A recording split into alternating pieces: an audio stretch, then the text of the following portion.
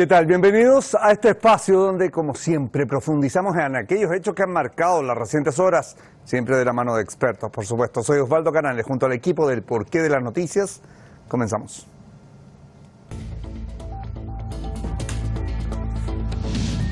Caos en Sudán. El enfrentamiento entre las tropas sudanesas y las fuerzas de apoyo rápido, pese al anuncio del alto al fuego, deja hasta el momento 270 muertos y la situación se agudiza con la escasez de los artículos de primera necesidad.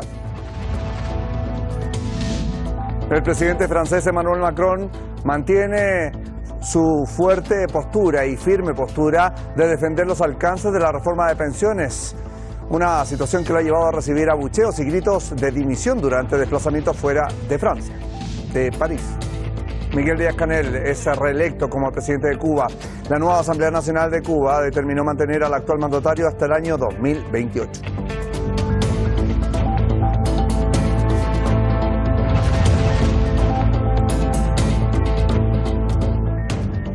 Bien, allí los temas que comenzamos de inmediato a revisar en el programa. Continuaron los enfrentamientos entre las tropas sudanesas y las fuerzas de apoyo rápido, pese al anuncio del alto al fuego. Los paramilitares intentaban tomar el cuartel del general del ejército, mientras el número de muertos aumenta a 270 personas y el país enfrenta ya una escasez de artículos de primera necesidad. Veamos los detalles. Ataques aéreos, explosiones y columnas de humo en Jartum, capital de Sudán, muestran el fracaso de un alto el fuego que se anunció el martes por las fuerzas paramilitares y el ejército. Según los informes, continuaron los enfrentamientos y se centraron en el área alrededor del recinto del Ministerio de Defensa y el aeropuerto, que ha sido ferozmente disputado desde que estallaron los combates.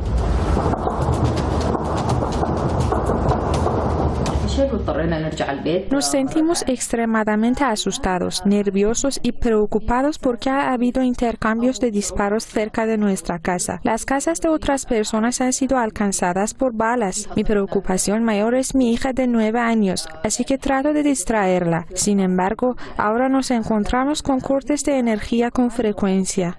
La falta de artículos de primera necesidad y suministro de agua es otro gran problema para las familias que están agotando rápidamente los contenedores de almacenamiento de agua que tenían ahorrados. A todo esto se suma la falta de medicamentos, ya que la mayoría de las farmacias en la ciudad están cerradas. Mi pierna derecha se fracturó a fines del mes pasado y me operaron en el hospital. Mi médico me colocó una pieza de metal en la pierna y me recetó algunos medicamentos, pidiéndome que me inyecte estos medicamentos durante un cierto periodo de tiempo. A la luz de la situación actual, no puedo comprar estos medicamentos. Este miércoles, las dos bandas rivales, es decir, las fuerzas de apoyo rápido y el ejército, acordaron otra vez un alto el fuego de 24 horas, aunque en esta situación la tregua parece muy frágil. Puedo describir mi sentimiento en una palabra: la decepción. Todos teníamos la esperanza de que se acercaba la paz, que se formaría un gobierno y que habría un acuerdo y la paz seguiría. Y luego, de repente, nos despertamos por la mañana para ver este tipo de pelea. Destrozaron todos los sueños de la juventud sudanesa.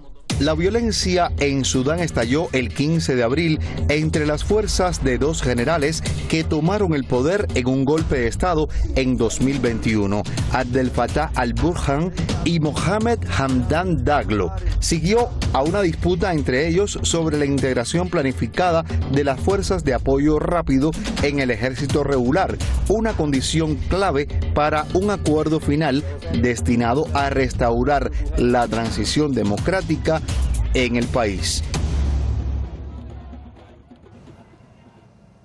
Revisábamos allí las imágenes que obviamente mantienen los ojos puestos en Sudán y la situación interna. Calvin Dark, presidente de Air Sea Communication desde Washington, nos acompaña para profundizar sobre esto. Calvin, gusto de saludarte. ¿Cómo estás? Bien, saludos. Calvin, por lo menos 270 muertos, desabastecimiento de lo básico, una situación crítica que afecta a Sudán. Continúan los enfrentamientos, ya veíamos en el informe, entre las tropas sudanesas y las fuerzas de apoyo rápido, pese al anuncio del alto al fuego. los paramilitares intentando tomar el cuartel general del ejército. Allí quiero preguntarte, ¿qué proyecciones se pueden hacer en el corto plazo a la situación actual que atraviesa Sudán, considerando obviamente las características que le preceden lo que ha ocurrido en 2019 y bueno, de ahí en más? Sí, es casi increíble de pensar en lo que ha pasado desde sábado a este sábado. Por ejemplo, en la mañana del sábado, el secretario del Estado de Estados Unidos, Anthony Blinken, estaba diciendo que tenía esperanzas de que estos enfrentamientos no fueran un obstáculo para llegar a un acuerdo marco para la transición al gobierno civil. Y ahora, solamente 4 días después, él y los otros líderes internacionales están suplicando que los dos generales pongan fin a los enfrentamientos y esta lucha. Entonces, lo que es más importante a corto plazo ahora es que los generales pongan fin a los enfrentamientos y que llegue a todo el apoyo humanitario al pueblo sudanés, porque son ellos las víctimas de esta situación en el corto plazo. Ahora, tú dices que pongan fin a los enfrentamientos, pero siempre hay mayores intereses de por medio. Desde tu punto de vista, ¿quién estaría detrás de todo esto? ¿Y quién debe intermediar al mismo tiempo en el conflicto para evitar su prolongación y un mayor derramamiento de sangre, sobre todo de civiles, cuando es lo que más duele?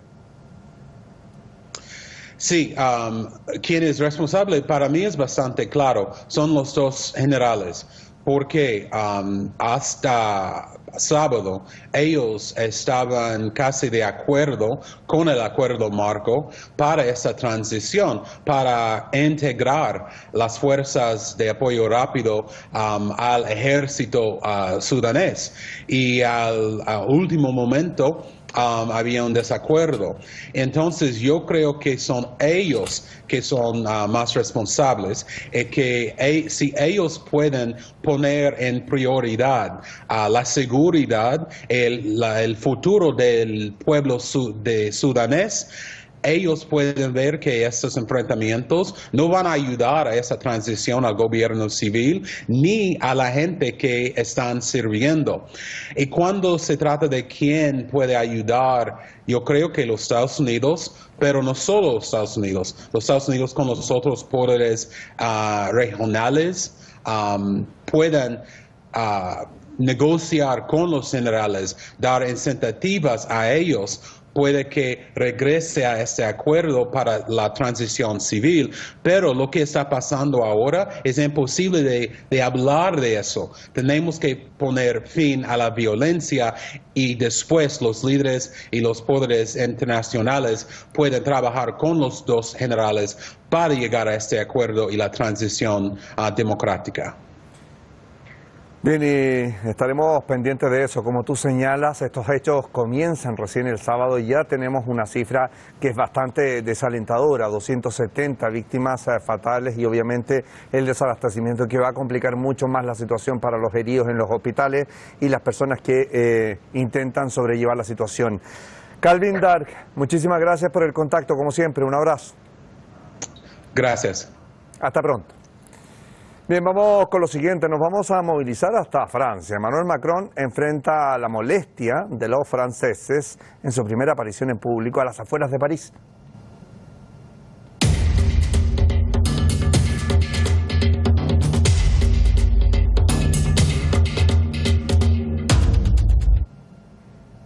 Así es, el presidente francés, Emmanuel Macron, fue recibido con abucheos y gritos de dimisión durante un desplazamiento por Alsacia, la primera de las salidas de París, dentro de su intento por reconectar con los ciudadanos tras la crisis de la reforma de pensiones.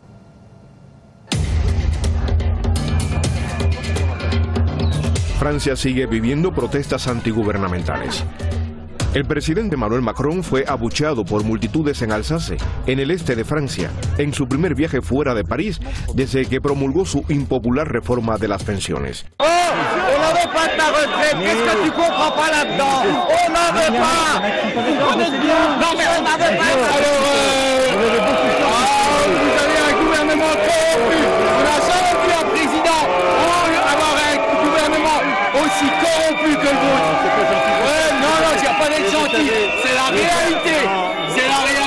El presidente hizo muy pocas apariciones públicas durante los 3 meses de protestas previos a la promulgación de la legislación, cuya medida emblemática es aumentar la edad de jubilación de 62 a 64 años. Por eso fue alentado por aliados a salir a reunirse con ciudadanos. Sin embargo, su presencia causó manifestaciones. No vine a verlo específicamente. De hecho, quería asegurarme de que él viera que estaremos presentes en cada uno de sus viajes. No vamos a pasar página en la reforma de pensiones. Han pasado 3 o 4 años. Cada vez que tomo una decisión o lo que sea es peor. Molesta a la gente. Molesta a la gente. Pese a todas estas muestras de descontento y llamadas a dimisión, el jefe de Estado, de 45 años, advirtió que no va a dar el brazo a torcer en cuanto a sus reformas. Este momento no debería impedirnos a avanzar. Eso es lo que sigo diciendo. Tenemos muchos desafíos. No serán los cacerolazos lo que nos harán avanzar. Macron marcó un plazo de 100 días para lograr calmar el país, mientras se ponen en marcha nuevas reformas tangibles y que, en ese plazo, deben acelerar todos los proyectos prioritarios para el país. Sin embargo, su crítica situación está lejos de resolverse. Los opositores políticos y los sindicatos han instado a los manifestantes a mantener su campaña contra la ley y convocaron a un nuevo día de protesta masiva el 1 de mayo.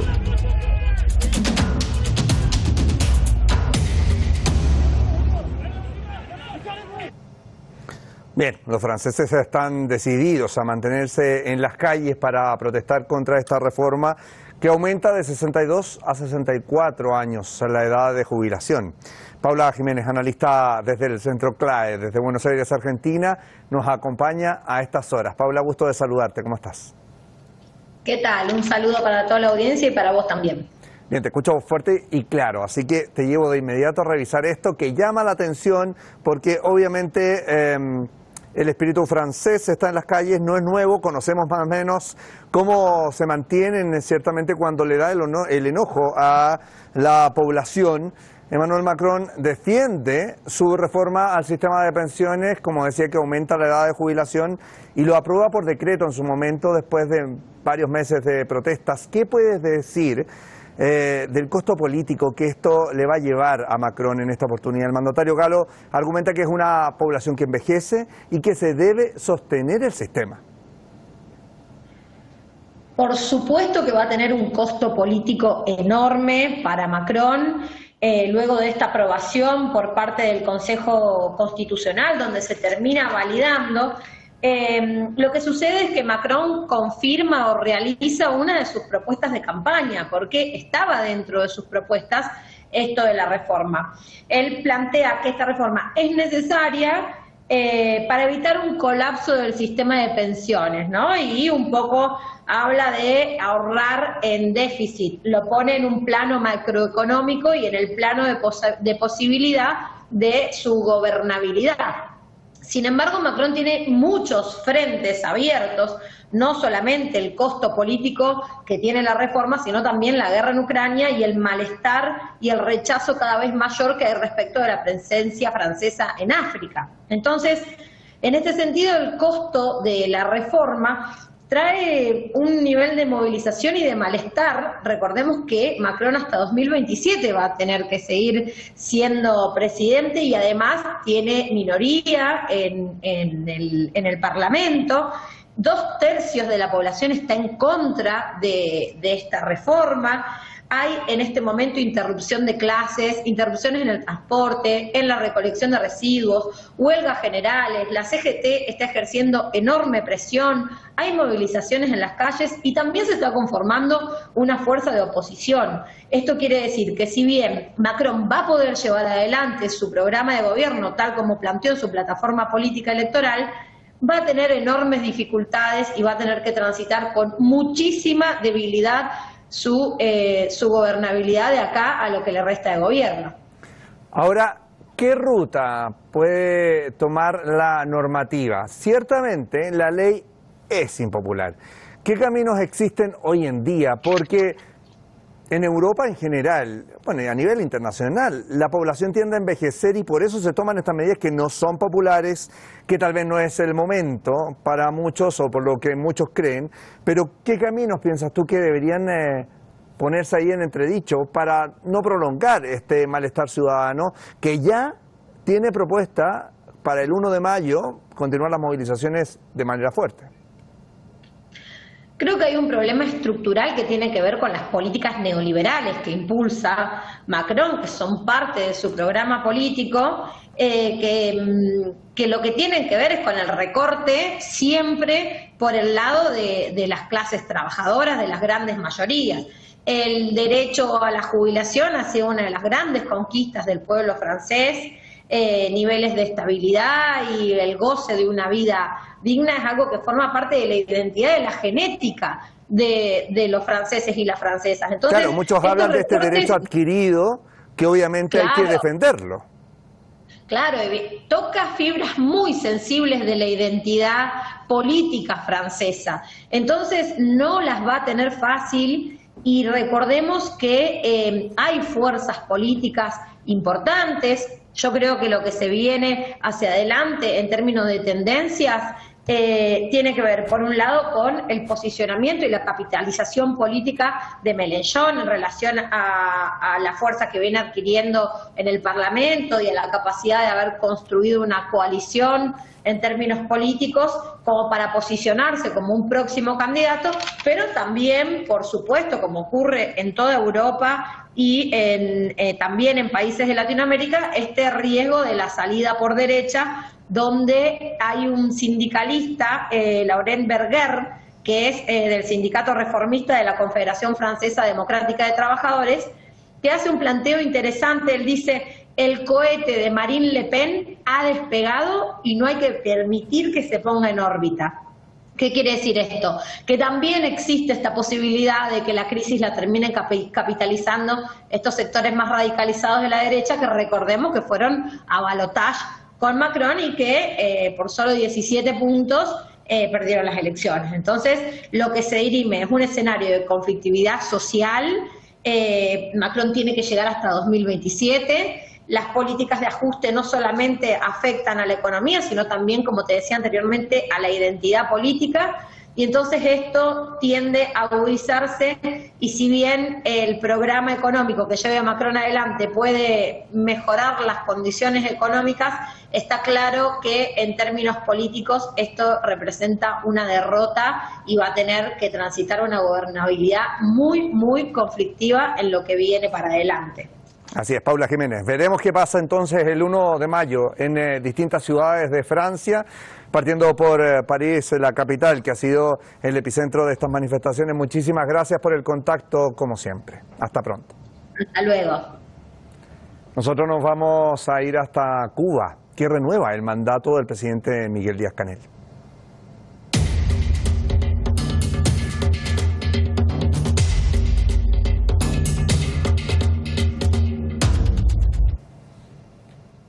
Así es, la nueva Asamblea Nacional de Cuba inició sus actividades este miércoles. En su primera reunión, los diputados reeligieron a Miguel Díaz-Canel como el presidente del país para un periodo nuevamente de 5 años. De la ley 127, ratificado y firmado el juramento, declaro constituida la Asamblea Nacional del Poder Popular para su 10ª legislatura. Así es como la presidenta del Poder Electoral de la isla dio inicio a la 10ª legislatura después de que los nuevos diputados suscribieran sus juramentos. Para construir el Parlamento asistieron 462 de los 470 diputados elegidos a partir de un proceso que comenzó en noviembre pasado. Tras designar al Consejo de Estado, que constituye la directiva de la Asamblea Nacional, el primer punto de la agenda fue la elección del presidente del país. Los diputados del Partido Comunista propusieron al actual mandatario Miguel Díaz-Canel para un segundo y último mandato, el cual recibió el visto bueno de 97,66% de los parlamentarios. Teniendo en cuenta los resultados informados, declara electo el diputado Miguel Díaz-Canel Bermúdez, presidente de la República de Cuba.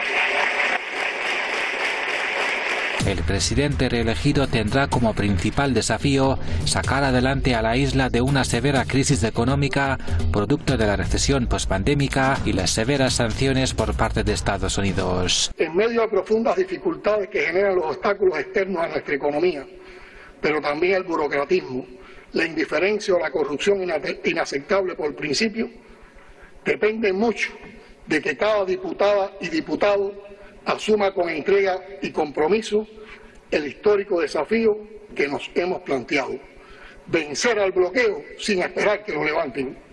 A pesar de todas las dificultades, Díaz-Canel, que mantendrá las riendas del país hasta 2028, destacó la resistencia del pueblo cubano para enfrentar los peores escenarios. Bien, y nos acompaña en esta oportunidad Kiara San Pablo, militante del Movimiento al Socialismo desde La Paz en Bolivia. Ya la vemos en pantalla. ¿Cómo estás, Kiara? Un placer estar con ustedes, muy bien. Bien, te llevo al tema de Cuba. Digamos que para muchos tal vez no es una sorpresa lo que se dio a conocer, pero ciertamente hay hartas cosas detrás. Gobernará hasta 2028. ¿Cómo calificarías tú la gestión de Miguel Díaz-Canel en los últimos 5 años? Porque sin duda la imagen de él fue la que renovó el gobierno de la ruta política que tenía hasta ese entonces la isla, ¿no?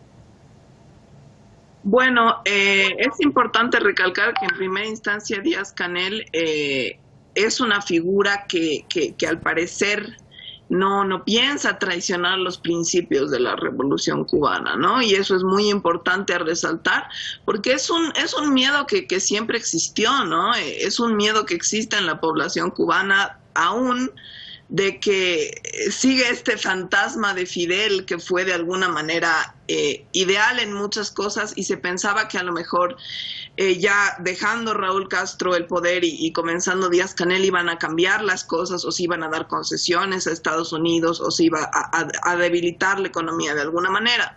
Y en ese sentido parece que Díaz-Canel no es una persona que vaya a traicionar los principios de la Revolución Cubana.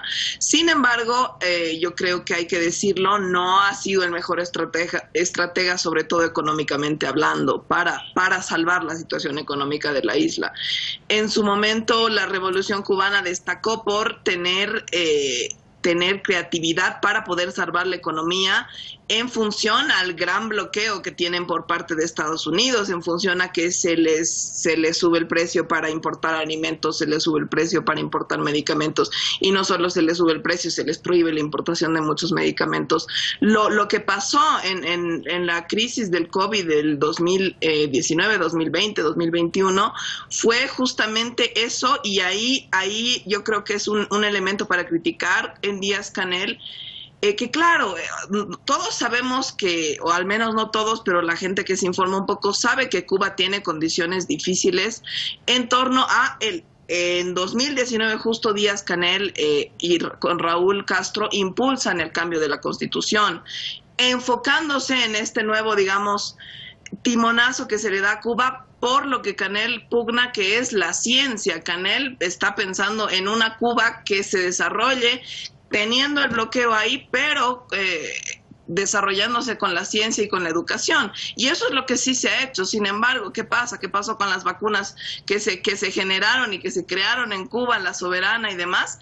No se tuvieron los insumos que se necesitaban, porque justamente Estados Unidos y Europa bloquearon que Cuba pueda conseguir esos insumos para desarrollar sus vacunas, para vender sus vacunas, incluso para dar sus vacunas a su propia población. Entonces hay un problema económico más que de timón político en el gobierno de Díaz-Canel, que entiende y está apostando todo por la ciencia, por la educación y por la vida digna de su población, dándoles salud de calidad, dándoles educación de calidad, intentando que crezca la industria, pero no está sabiendo lidiar ni tener soluciones creativas al bloqueo, porque el bloqueo cada vez... eso, Kiara, te llevo a lo que viene, porque desde tu punto de vista, ¿qué desafíos son los que enfrenta en esta nueva etapa? Ya veíamos entonces, tú me decías que queda un poco al debe en términos de la economía, que aumenta el tema de la ciencia, la educación. Ahora, en lo inmediato, por ejemplo, debe lidiar con la crisis de desabastecimiento de combustible, que perjudica a toda la cadena productiva sin duda,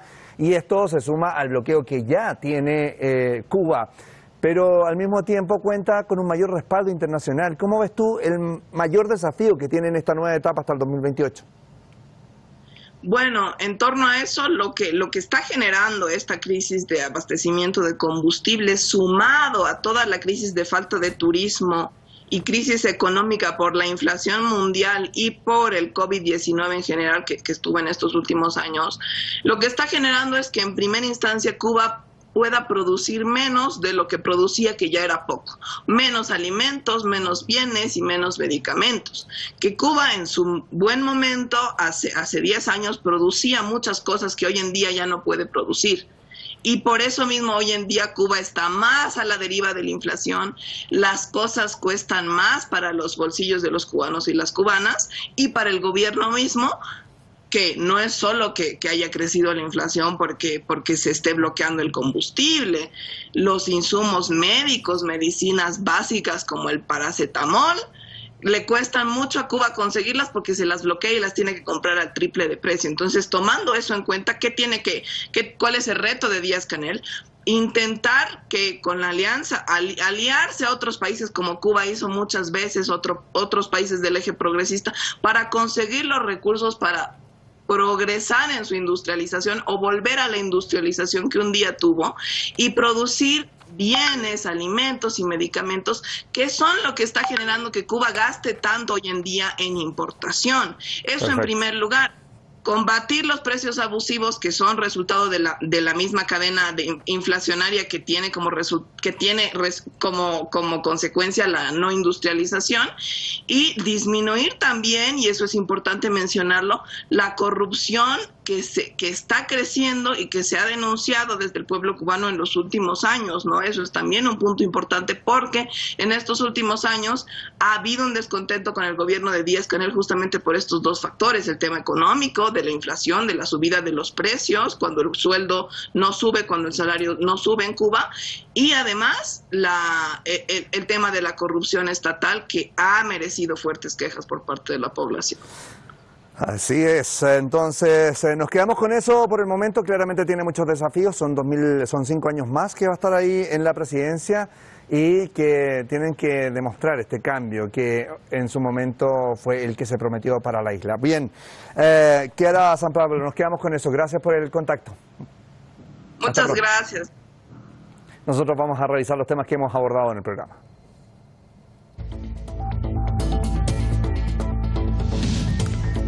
Caos en Sudán, el enfrentamiento entre las tropas sudanesas y las fuerzas de apoyo rápido, pese al anuncio del alto al fuego, deja hasta el momento 270 muertos y la situación se agudiza con la escasez de los artículos de primera necesidad. El presidente francés Emmanuel Macron mantiene firme su postura para defender el alcance de la reforma de pensiones.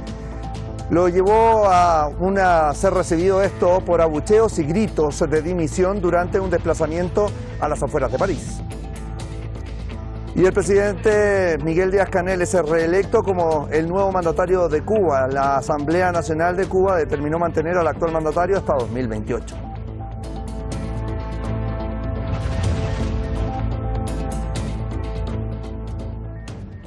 Dejamos hasta aquí el programa. En nombre de todo el equipo del Porqué de las Noticias, gracias por acompañarnos. Siga junto a Hispan TV. Hasta pronto.